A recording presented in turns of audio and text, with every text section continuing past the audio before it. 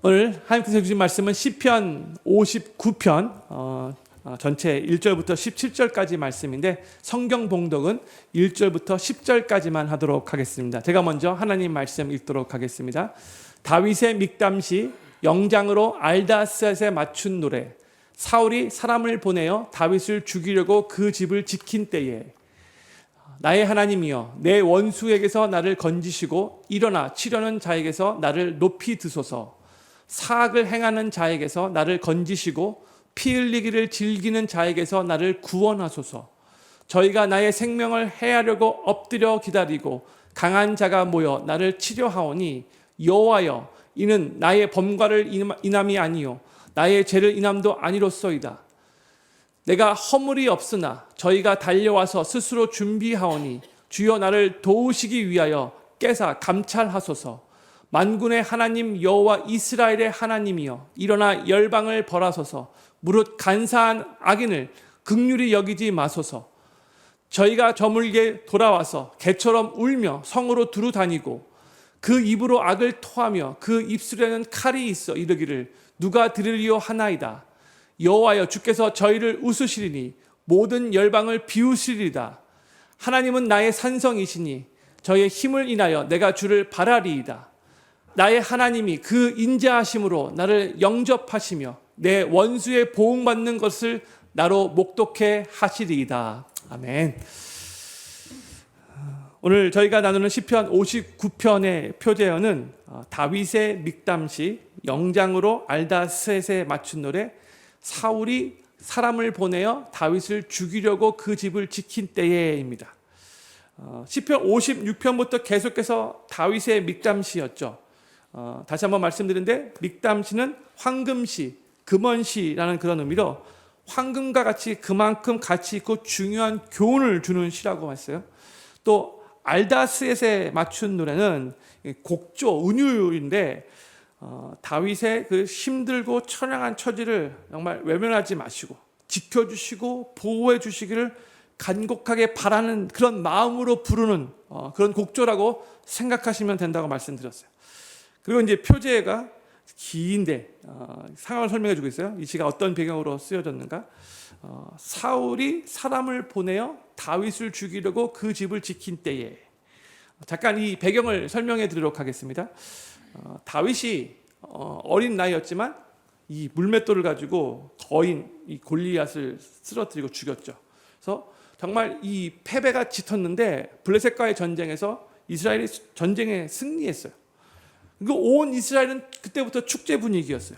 그리고 다윗은 사울왕이 약속했듯이 사울왕의 딸 미갈과 결혼을 하고 사울왕의 사위가 되었습니다.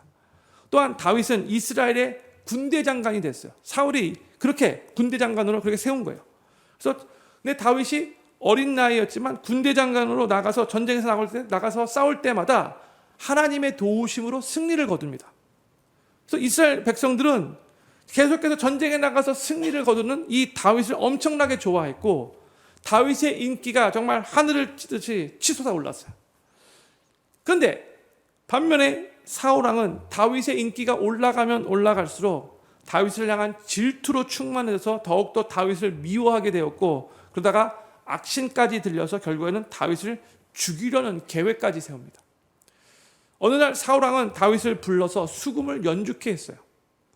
다윗이 사울왕 앞에서 수금을 열심히 연주하는데 이 수금을 연주하는 그 순간 슉하는 소리와 함께 날카로운 창이 다윗을 비껴가 벽에 꽂힙니다.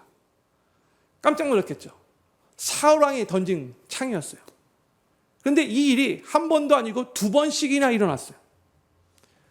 두 번이나 다윗은 그 사울왕이 던진 창을 용케 피했지만 사울왕은 거기서 포기하지 않고 계속해서 집요하게 다시 한번 세 번째로 다윗을 불러서 또 수금을 타게 했습니다.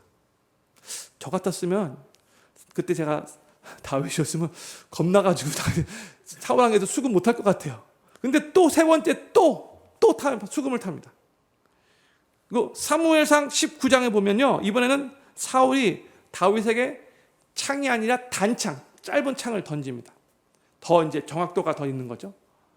근데 이 세 번째 시도도 성공하지 못하고 다윗을 비껴갔어요. 바로 이 상황에서 지금 이 사울 왕과 예전에 다윗이 물맷돌로 골리앗을 죽인 그 내용을 한번 비교하면서 생각해 보고 싶어요. 골리앗을 다윗이 대적할 때에 그 나이가 한 16살 정도의 소년이었어요. 그러나 지금 사울은 전쟁 경험이 많았던 왕이죠. 다윗은 물맷돌을 던졌고요. 지금 사울은 창을 2번 던지고 그다음에 3번째는 단창을 던졌어요. 골리앗은 완전 무장을 하고 있었고 어떻게 보면 어느 정도 거리가 떨어져 있었어요. 그리고 이 골리앗 옆에는 방패든 자까지도 있었어요. 반면 다윗은 사울왕 앞에서 지금 수금을 가지고 어떻게 보면 무장 해제된 상태로 수금을 연주하며 가만히 앉아 있었어요.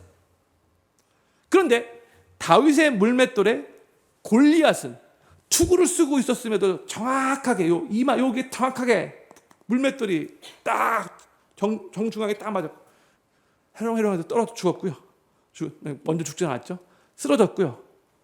그다음에 사울이 던진 창은 다윗을 비껴가 결국 다윗은 3번이나 살아남게 돼요. 지금 이 극명하게 대조되는 이 두 사건을 우리가 어떻게 이해할 수 있을까요?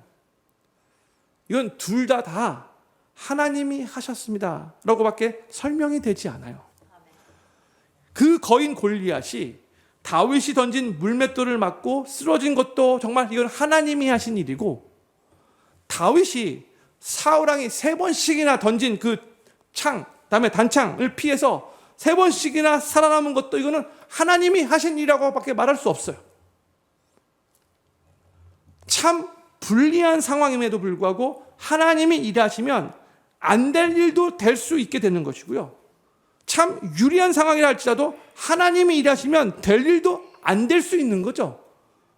결국 모든 것이 다 하나님 손에 달려 있는 거예요. 우리 삶에 일어나는 모든 일들이 내가 하나님의 자녀로서 정말 내가 하나님 손 안에 있다는 것을 정말로 믿고, 내 삶에 일어나는 모든 일도 결국 절대 주권자 되시는 그 하나님께 달려있다는 것을 정말로 믿는다면 우리의 삶은 더욱더 하나님 중심으로, 하나님 위한 삶으로 더욱더 맞춰질 수밖에 없죠. 정말로 믿는다면 내가 내 마음대로 내 뜻대로 살려고 하지 않고 결국 나의 삶의 모든 일들이 다 하나님의 뜻대로 하나님 손에 달려있다는 것을 정말로 믿는다면 나는 그 하나님 중심으로 살려고 노력할 수밖에 없는 거죠. 사울왕이 3번째로 단창을 던졌을 때에 다윗은 비로소 이 사울왕이 나를 죽이려고 하는구나, 그때 깨달아요. 보통 사람 같았으면 첫 번째 깨달았을 거예요. 조금 그래도 두 번째 그래도 알아챘을 텐데 다윗은 정말로 많이 순수했나 봐요. 정말로 사울왕을 믿으려고 노력했나 봐요. 3번째가 돼서야 비로소 사울왕이 자기를 죽이려고 한다는 것을 깨닫게 된 거죠. 다윗은 3번째로 이 단창을 피한 후에 급히 그 자리를 빠져나왔고요. 그때 다윗이 간 곳은 어디인가? 바로 자기 집이었어요. 자기 집으로 달려가서 자기의 몸을 숨겼어요. 하지만 사울왕은 이미 이 악신의 지배를 받고 있었기 때문에 계속해서 이 다윗을 놔두지 않고 죽이려고 다윗의 집에 신하들을 보냅니다. 그게 오늘 표제어에 나와 있는 바로 그 상황인 거죠. 사무엘상 19장 10절과 11절 전반부에 이렇게 기록되어 있어요. 사울이 단창으로 다윗을 벽에 박으려 하였으나 그는 사울의 앞을 피하고 사울의 창은 벽에 박힌지라. 다윗이 그 밤에 도피하매 사울이 사자들을 다윗의 집에 보내어 그를 지키다가 아침에 그를 죽이게 하려 한지라 했어요. 그러니까 사울왕이 보낸 사람들이 그냥 평범한 사람 보내지 않았겠죠. 자객들을 보냈겠죠. 죽이려고 했기 때문에 칼 쓰는 사람들을 보냈은 거예요. 근데 다윗을 죽이기 위해서 지금 다윗의 집을 에워싸고 있는 상황이에요.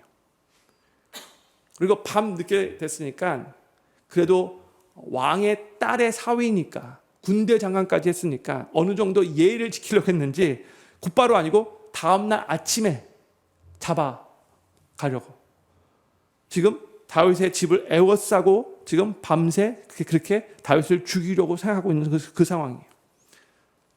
아침이 되면 다윗은 붙잡히고 죽임을 당할 수 있는 상황인 거죠. 근데 바로 이 상황에서 다윗이 자기의 삶을 생각해 볼 때 사울 왕에게 잘못한 게 없거든요. 죄 지은 게 또 없거든요. 자기는 정말 자기 최선을 다해서 사울 왕 섬겼어요. 최선을 다해서 이스라엘 섬겼어요. 그런데 지금 자기를 죽이려고 하는 이 사울 왕과 이 신하들로 인해서 지금 다윗이 너무나 속상한 거죠. 억울한 거죠. 내가 뭘 잘못했다고 나를 이렇게까지 죽이려고 하는가. 바로 그 상황에서 하나님을 의지하는, 나를 구원해달라고 간곡히 간구하는 상황에서 쓴 시가 바로 오늘 시편 59편인 거죠. 이게 오늘 배경이에요.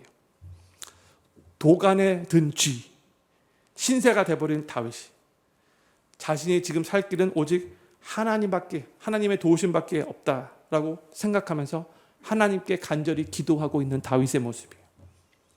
그리고 다윗은 이제 자신의 아내 미갈의 도움으로, 이제 미갈은 사울 왕의 딸인 거죠. 아버지는 이 다윗을 죽이려고 하는데 도리어 딸은 다윗을 살려주기 위해서 노력을 해요. 그래서 이 미갈의 도움을 받고 다윗이 이제 몰래 빠져나갈 수 있게 되었어요. 그리고 그때부터 다윗은 자신의 목숨을 부지하기 위해 도망자의 신세가 된 거예요.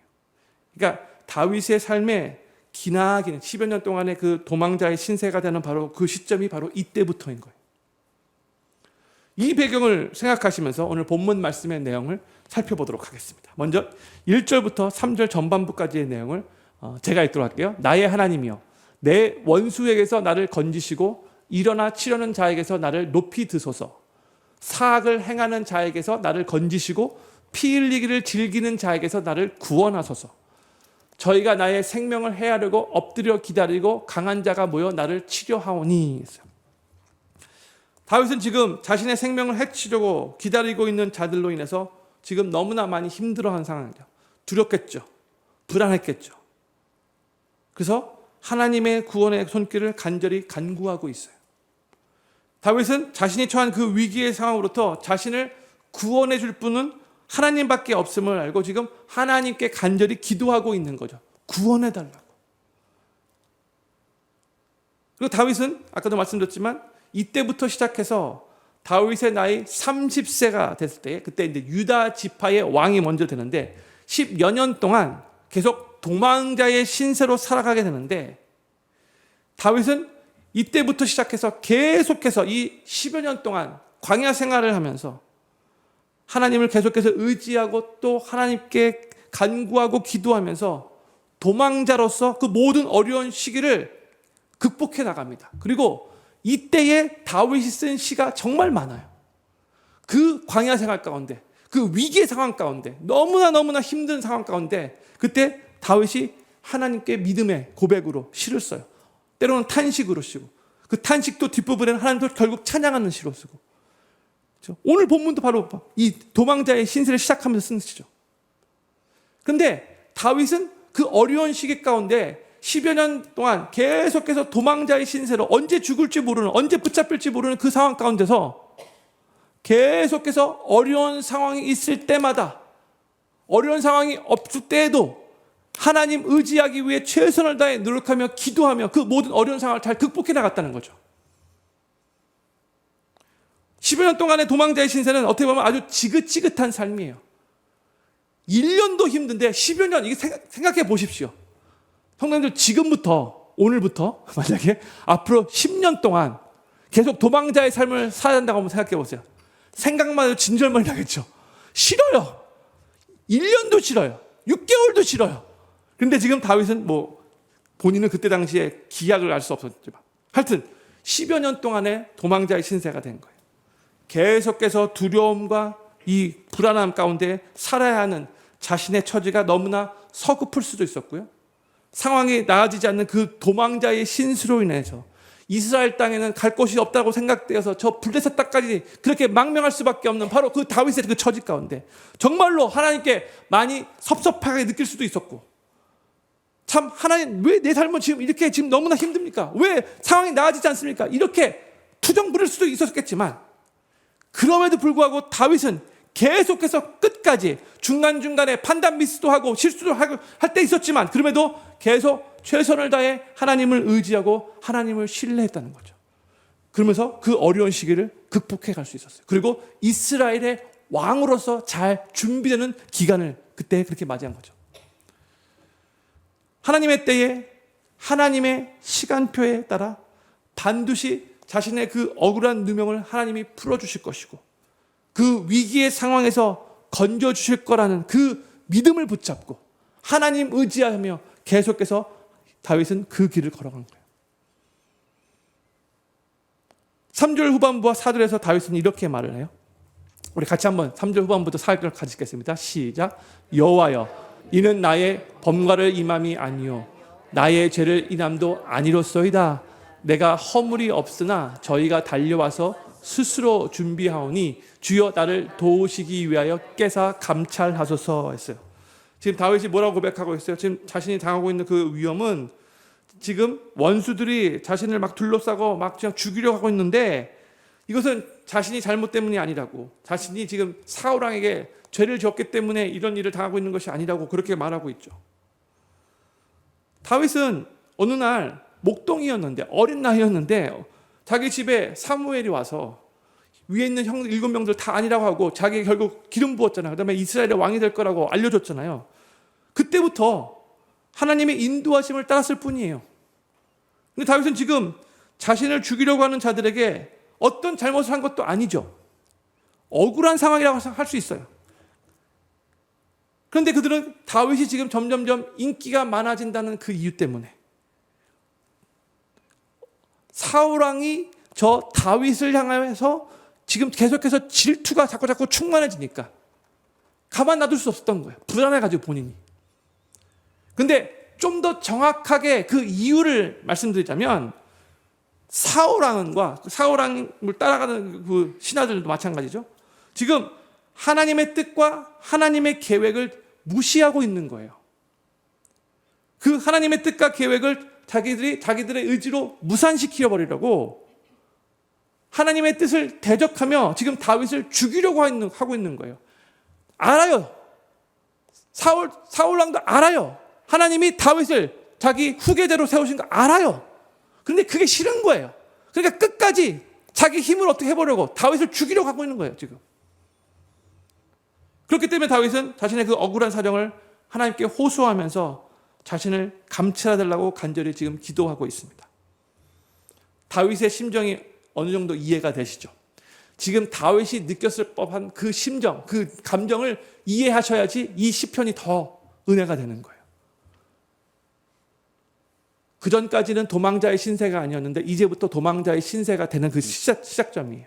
그리고 너무나 그 당시에 어린 나이인데 억울한 감정이 충분히 들 수 있는 거예요. 앞으로 어떤 일들이 일어날지 몰라요.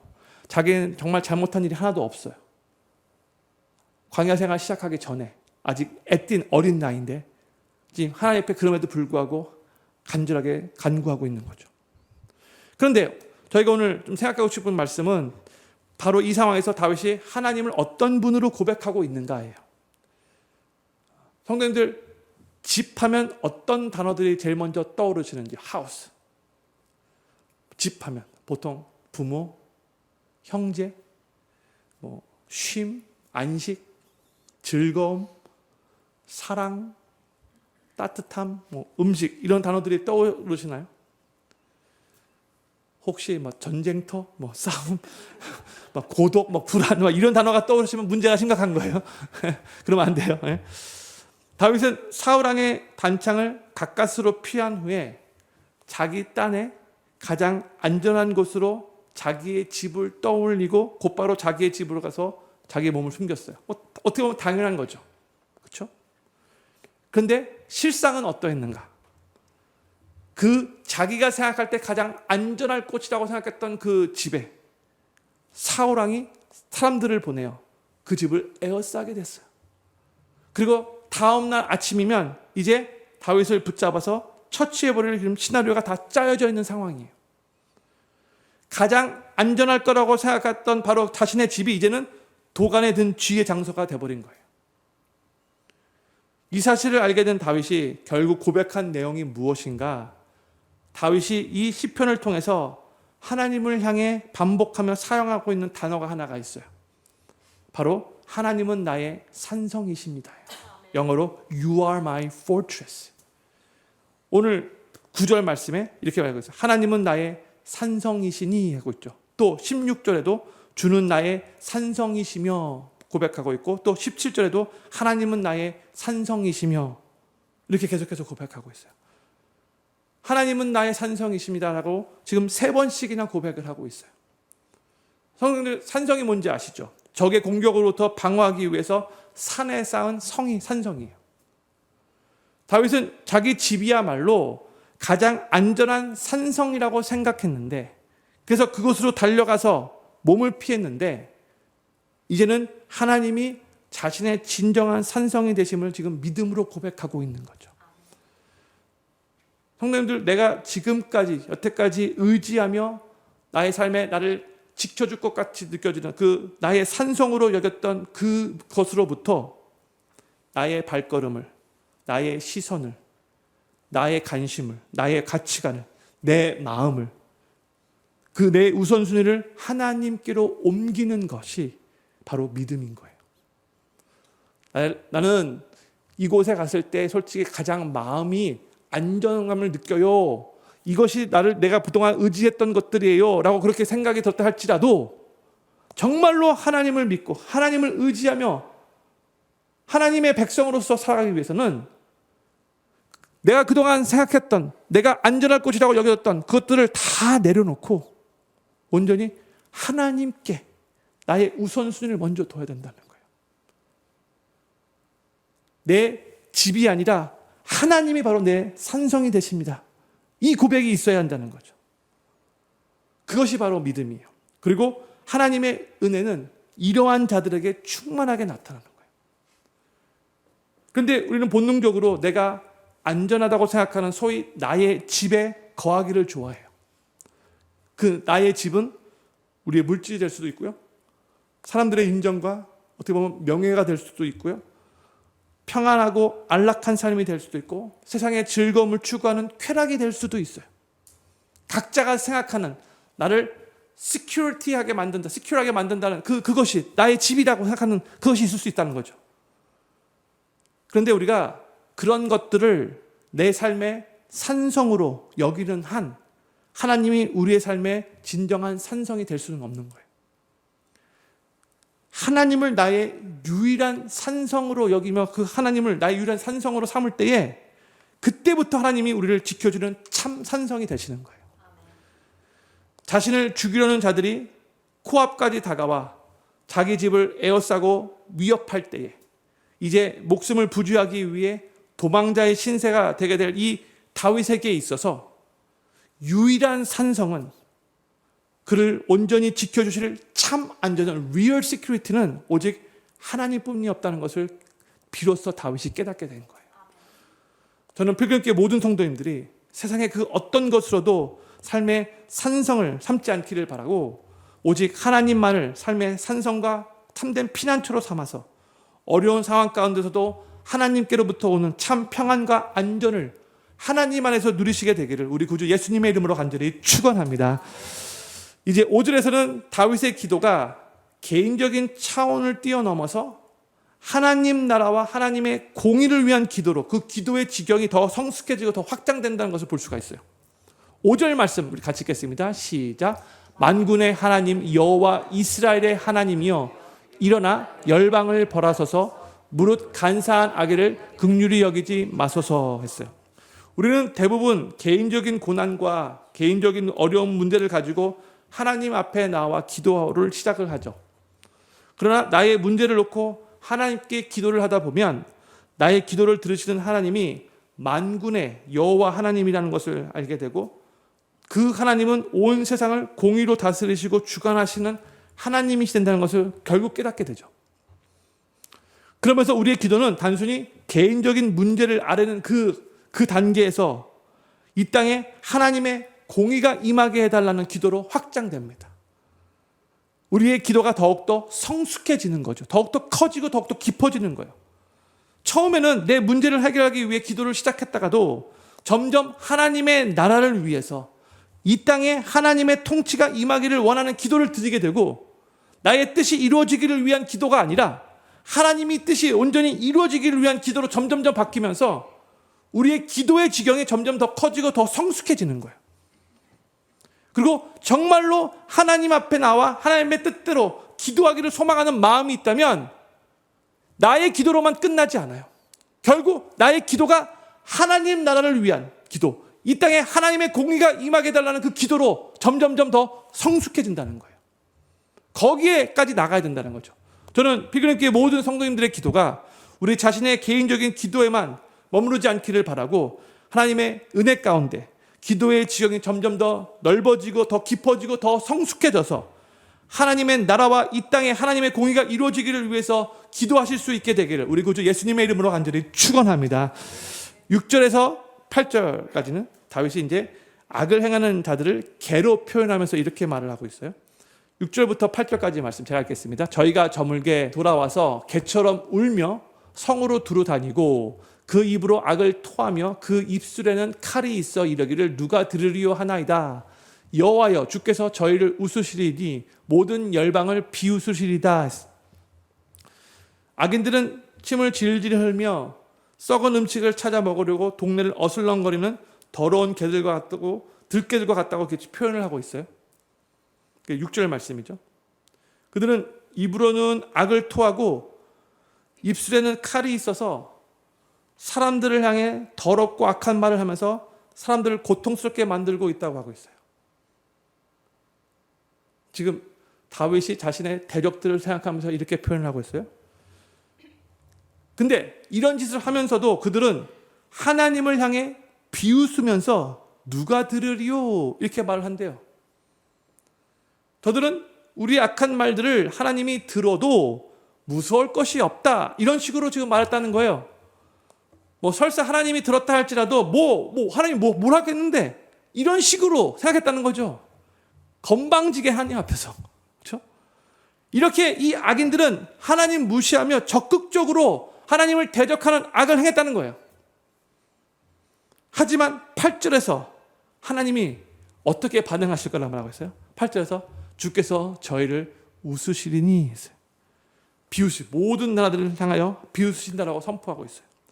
이것이 하나님을 무시하며 뻔뻔스럽게 악을 행하는 자들 가운데 살아가는 우리들에게 항상 기억해야 될 말씀이라고 생각해요.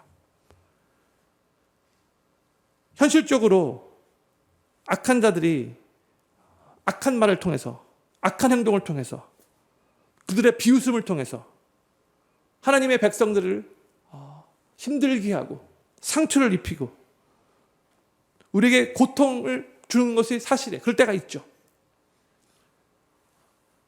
이 세상 살아가면서 억울한 일을 당하고, 또 정말 내가 하지도 않은데 했다고 막 말을 하고 내 마음이 막 찢어지게 아플 정도의 그런 괴로운 상황들이 있을 수 있잖아요. 그렇죠? 저만 있나요? 형님 다 있잖아요. 그렇죠? 조금 동의 좀 해주세요. 공감 좀 해주세요. 그렇죠? 예. 그런데 그들의 비웃음은 잠시일 뿐이라는 거 잊지 말고요. 결국에는 하나님께서 그 모든 그 교만한 그 악인들을 심판하실 거라는 거예요. 주께서 저희를 웃으시라. 그래? 저들이 생각할 때 하나님이 이거 어떻게 할 건데? 누가 듣는다고? 이런 식으로 생각하는데 아니라는 거예요. 니들 지금 까불고 있는데 결국 심판 때 한번 보자는 거죠. 하나님. 가만 안 놔두겠다는 거죠. 하나님 비우신다는 거예요. 근데요, 우리가 정말로 이걸 믿는다면 하나님께서 하나님의 때에 하나님의 방법으로 저 악인들을 정말로 심판하실 거라는 것을 믿는다면, 하나님께서 지금 비록 저들이 막 깽깽대면서 막 그냥 악한 짓을 하고 있는데 일단은 놔두고 계시지만 하나님이 지금 그들을 보고 비웃고 계신다는 거. 참 가소롭다. 이런 식으로 하나님이 생각하신다면 우리가 그것을 정말로 믿을 때, 그리고 악한 사람들의 비웃음 때문에 우리가 흔들리고 아파했다 할지라도 그 하나님이 저들을 향해 비웃으시고 계시고 있다는 것을 우리가 정말로 믿는다면 그것이 우리에게 힘과 위로와 소망이 된다는 거예요. 누가 내 이 억울한 심정, 이 괴로움 누가 알겠습니까? 이렇게 우리가 속상하겠지만 하나님 다 알고 계신다는 거죠. 하나님 다 보고 비웃고 계신다는 거죠. 저 악한 행동들을. 그 하나님을 우리가 생각할 때에 그 하나님 때문에 우리가 위로를 얻게 되는 거예요. 소망을 갖게 되는 거예요. 결국 하나님께서 하나님의 방법으로 그 악을 심판하실 거라는 거죠. 저는 필그림교회 모든 성도님들이 개처럼 울며 악을 토하는 자들의 그 비웃음에 우리 흔들리지 않기를 바라고, 모든 악인들과 모든 나라들을 비웃으시면서 결국에는 공의로우신 하나님께서 공의롭게 심판하실 것을 기억하시면서, 지금도 하나님께서 저 악인들을 보고 비웃고 계신다는 것을 머릿속에 그림으로 그려가시면서 그 하나님 바라보며 위로와 힘과 소망을 얻게 되기를 우리 구주 예수님의 이름으로 간절히 축원합니다. 9절과 10절에서 다윗은 이 믿음을 가지고 하나님께 다음과 같이 고백을 해요. 우리 9절과 10절 말씀을 같이 읽겠습니다. 시작. 하나님은 나의 산성이시니 저의 힘을 인하여 내가 주를 바라리이다. 나의 하나님이 그 인자하심으로 나를 영접하시며 내 원수의 보응받는 것을 나로 목독해 하시리이다. 아멘. 9절 말씀은 아까 이미 나누었죠. 다윗은 지금 비록 자신에게 아무런 힘이 없지만, 목숨이 위태위태한 상황이지만 산성 되시는 하나님께서는 결국 무한한 힘과 능력으로 그 다윗을 인도하실 것이기에 지금 그 하나님을 산성이라고 고백하면서 지금 하나님을 바라보겠습니다라고 지금 고백하고 있는 거예요. 9절 말씀. 그리고 10절에서는 하나님께서 앞으로 어떻게 원수들에게 보응할 것인가를 기대하면서 결국 목도하게 될 것이라고, 나로 목독해 하시리이다, 이렇게 고백하고 있어요. 저는요 이것이 믿음이라고 생각해요. 참된 믿음은요 내 자신의 힘과 능력을 의지하면서 할 수 있어 외치면서 막 버티는 것이 아니고요, 정말 나에게는 힘과 능력이 정말로 많이 부족하지만 내가 내 자신을 볼 때 얘는 정말 어떨 때는 정말 한심스럽게 느껴진다 할지라도, 그럼에도 하나님께서 앞으로 내 삶에 행하실 일들을 기대하며 기다리는 것, 믿음으로 하나님께서 하실 일을 내가 목도하게 할 것입니다 라고 그렇게 고백하는 것이, 그게 믿음인 거죠.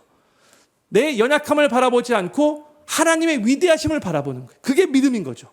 나는 여전히 부족하지만, 어떨 때는 정말 내가 이렇게 생각해도 돼? 하고 내가 너무 얼굴이 두꺼운 거 아니야? 너무 염치가 없는 거 아니야? 이런 생각이 든다 할지라도, 그럼에도 불구하고 나는 원래부터 죄인이고 나는 원래부터 연약하지만 하나님이 그런 나를 아시고 나를 하나님의 자녀로 택하시고 지금도 계속해서 하나님이 상황 가운데 나를 인도하고 계시는데, 계속해서 내가 하나님 나 연약하지만 하나님의 위대함이시고 하나님의 신실하심을 바라보며 그 하나님을 의지하며 주님의 뜻대로 살아가기를 소망합니다. 주, 나를 붙잡아 주시고 나를 선하게 인도해 주십시오.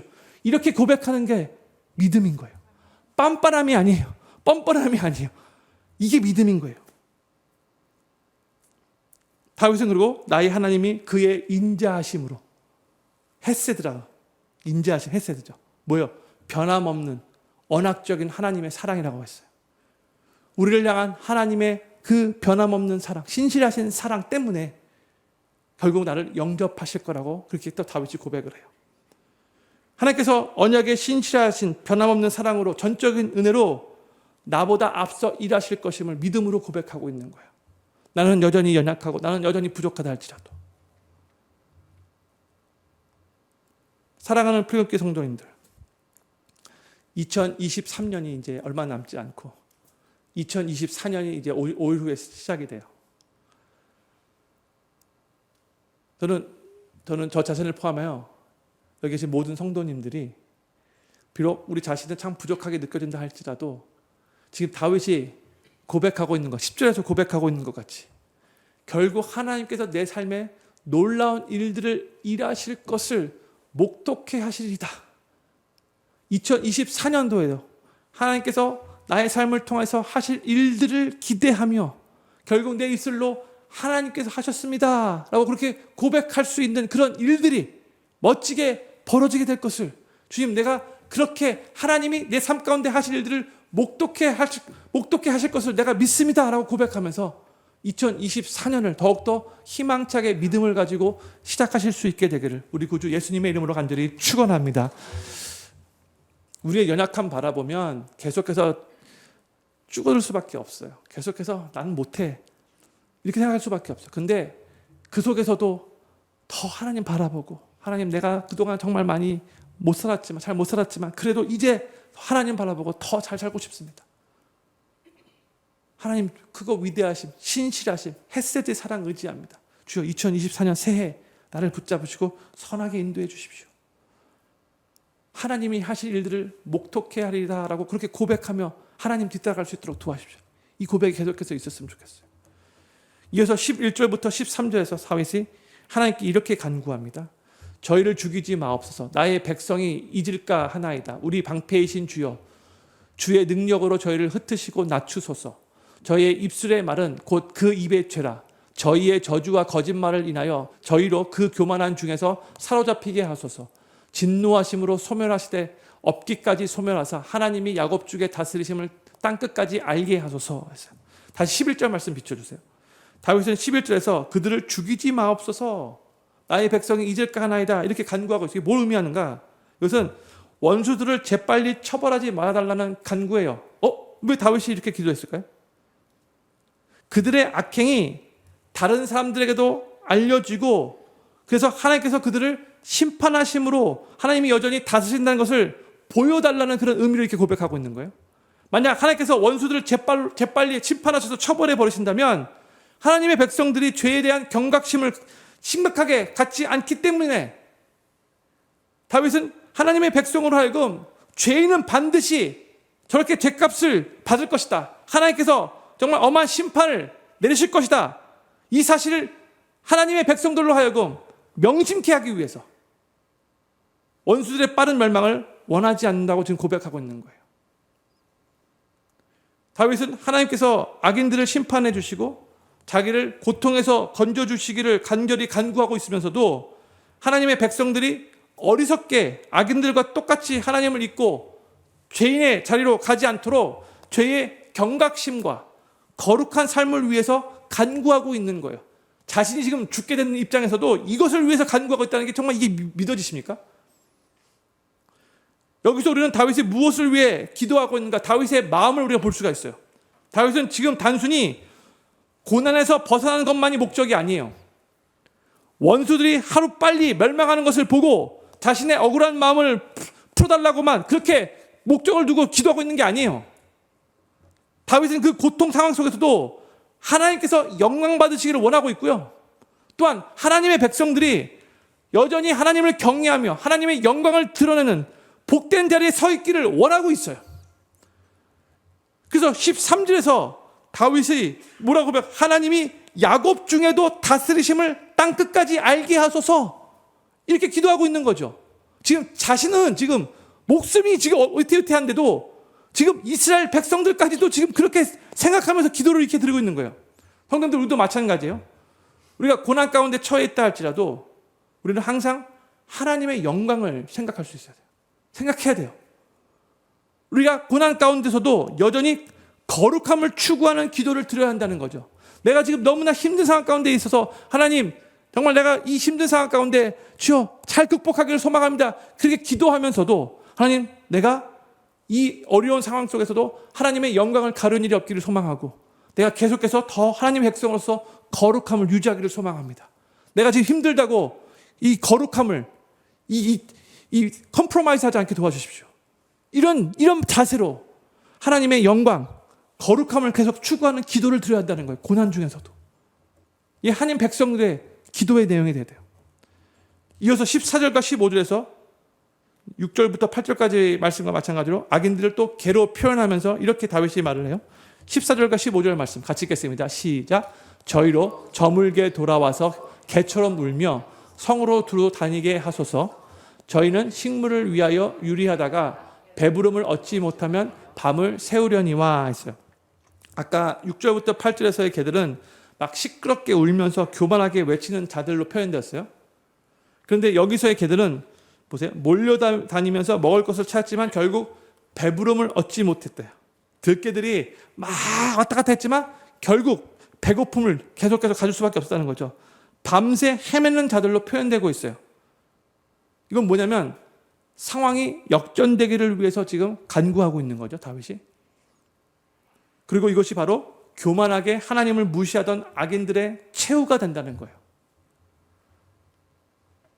그런데 하나님을 자신의 삶의 산성 삼아 하나님만을 의지하며 겸손히 엎드리고 하나님께 기도하는 하나님의 백성들은 믿음 안에서 소망을 가지게 되고 결국 기쁨의 찬양을 하나님 앞에 올려드릴 수 있게 돼요. 그래서 다윗은 16절과 17절에서 하나님을 찬양하면서 이렇게 시편 59편을 마무리합니다. 16절과 17절 말씀 우리 같이 읽겠습니다. 시작. 나는 주의 힘을 노래하며 아침에 주의 인자하심을 높이 부르리오니 주는 나의 산성이시며 나의 환난 날의 피난처심이니이다. 나의 힘이시여 내가 주께 찬송하리오니 하나님은 나의 산성이시며 나를 긍휼히 여기시는 하나님이십니다. 아멘. 보세요. 시편 59편을 시작할 때 다윗은 자신에게 아무 잘못도 죄도 허물도 없는데 원수들이 공격하고 있다고, 원수들로부터 나를 건져달라고, 나를 구원해달라고 간절히 부르짖으면서 시작했죠. 자신의 억울한 상황을 토하면서. 그런데 이 시편을 마칠 때는 이렇게 나의 산성, 나의 환난 날의 피난처, 나의 힘, 나를 긍휼히 여기시는 하나님 고백하면서 기쁨으로 하나님을 찬양하면서 이 시편을 마치고 있어요. 2023년이 5일밖에 남지 않고 2024년이 곧 시작하는데 성도님들의 마음 가운데 우리 하나님이 어떤 분이신가를 깊이 새기시기를 바라는데, 오늘 이 수요 예배에 나오시는 성도님들, 여기서 지금 다윗이 하나님을 나의 몸으로 지금 4가지로 그렇게 고백을 하고 있어요. 하나님은 나의 산성이십니다. 하나님은 환난 날에 나의 피난처가 되십니다. 하나님은 나의 힘이십니다. 하나님은 나를 긍휼히 여기시는 하나님이십니다. 고백하고 있죠. 나의 산성, 환난 날의 피난처, 나의 힘, 나를 긍휼히 여기시는 하나님. 2024년 새해에 우리 삶에 어떤 일이 일어날지 잘 모르지만 혹 어려움을 당할 때, 혹 우리 삶에 두려움이 엄습해올 때, 또 사람들로부터 악한 말들을 들을 때, 그 무엇보다도 나의 산성 되시고 나의 피난처 되시는 하나님께로만 피하실 수 있기를 바라고, 그로 말미암아 힘 되시는 나의 스트렝스 되시는 하나님을 경험하시고 나를 긍휼히 여기시는 그 하나님을 더욱더 경험하시면서 그 속에서도 일하시고 살아서 역사하시는 하나님을 더욱더 많이 누리실 수 있게 되기를 간절히 소망합니다. 하나님께서 그 힘든 상황 가운데서도 하나님만을 산성 삼으시고 하나님만을 피난처 삼고 하나님께서 결국 나의 삶에 힘을 공급해 주시는 분이시고 나에게 긍휼을 베풀어 주시는 분이시라고 정말로 믿는다면, 그래서 그 하나님께 피하고 하나님께 간구한다면 하나님께서 우리의 그 기도를 들으시고 그 기도에 응답하셔서 결국 우리의 삶 가운데에 놀라운 하나님의 은혜를 충만하게 부어주실 것이고, 하나님께서 나에게 긍휼을 베풀어 주셨습니다 라고 주변에 있는 많은 사람들에게 간증할 수 있게 될 거예요. 그래서 결국 우리도 다윗과 같이 저렇게 하나님을 찬양하게 될 거예요.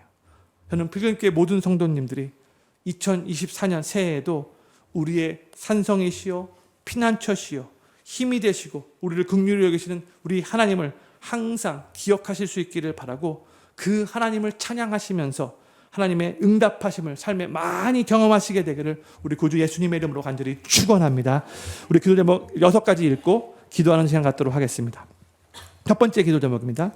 우리 삶에 일어나는 모든 일들이 결국 하나님 손에 달려 있음을 믿고 더욱더 하나님 중심으로 하나님을 위한 삶으로 맞춰지게 하소서. 두 번째, 세상의 그 어떤 것으로도 삶의 산성을 삼지 않게 하시고 오직 하나님만을 산성으로 여기고 하나님께 피함으로 참된 평안과 안전을 누리게 하소서. 세 번째, 우리의 기도가 개인적인 기도에만 머무르지 않게 하시고 기도의 지경이 점점 더 넓혀지고 깊어지고 성숙해져서 이 땅에 하나님의 나라가 임하고 하나님의 공의가 이루어지기를 위해서도 기도하게 하소서. 네 번째, 개처럼 울며 악을 토하는 자들의 비웃음에 흔들리지 않고 모든 악인들을 비웃으시며 결국에는 공의로운 심판을 하실 하나님을 의지하면서 위로와 힘과 소망을 얻게 하소서. 다섯 번째, 고난 가운데서도 항상 하나님의 영광을 생각하며 거룩함을 추구하는 기도를 드리게 하소서. 마지막 여섯 번째, 2024년 새해에도 우리의 산성이요 피난처요 힘이 되시고 우리를 긍휼히 여겨주는 하나님을 기억하고 찬양하며 하나님의 응답하심을 많이 경험하게 하소서. 오늘 말씀 생각하면서 우리의 산성 되신 하나님께 계속해서 우리의 삶을 의지하며 하나님만 바라보겠습니다 하는 마음으로 같이 한번 우리 이 기도 제목을 놓고 기도하기를 원합니다. 기도하겠습니다.